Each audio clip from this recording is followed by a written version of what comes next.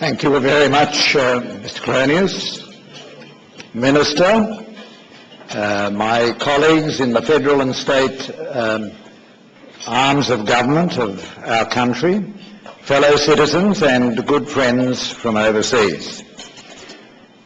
It's a wonderful thing to be here amongst you all, and it's especially good to be here on this early occasion in the service of the Minister.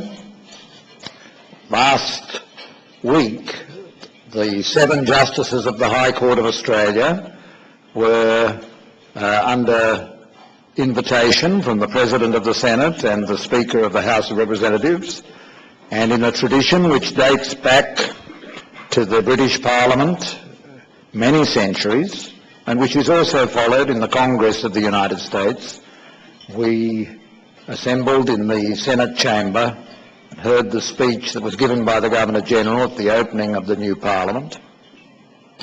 He reminded us in his speech that in the last 60 years, Australia has changed its government 6 times, and that really is the number of times it's changed in my lifetime.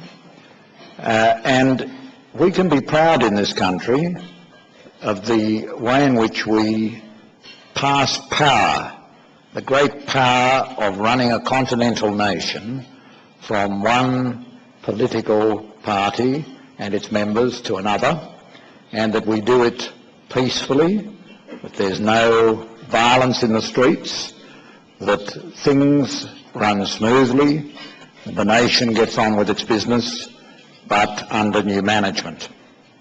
And it's a wonderful thing if you think about it. It's not a political comment, because I can't make those, but it's a wonderful thing to live in a country where you see this peaceful transition. And I'm sure all of us, whatever our political proclivities or attitudes, because in Australia we have to tell our foreign friends we are obliged to vote. It is compulsory for us to vote. So we all have to have some point of view, but it's a wonderful thing to see a new minister coming into office, whoever they are, and with new ideas that renew our democracy and have new notions that are responsive to the people, and that is how democracy works.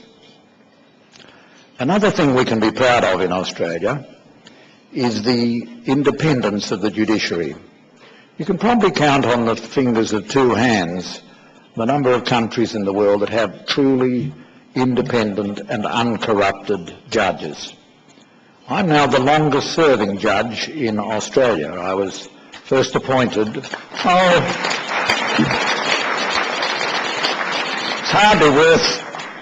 hardly worth a round of applause. All I've done is to keep breathing.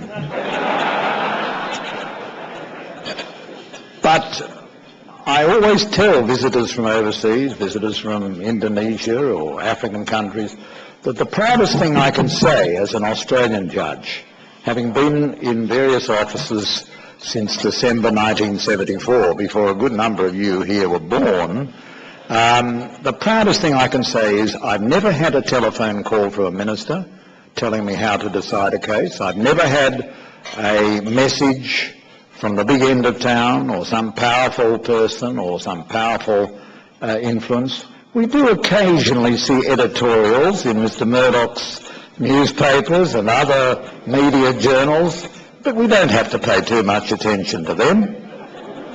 And we just get on with our job independently. And that's a thing that we can also be proud of in this nation.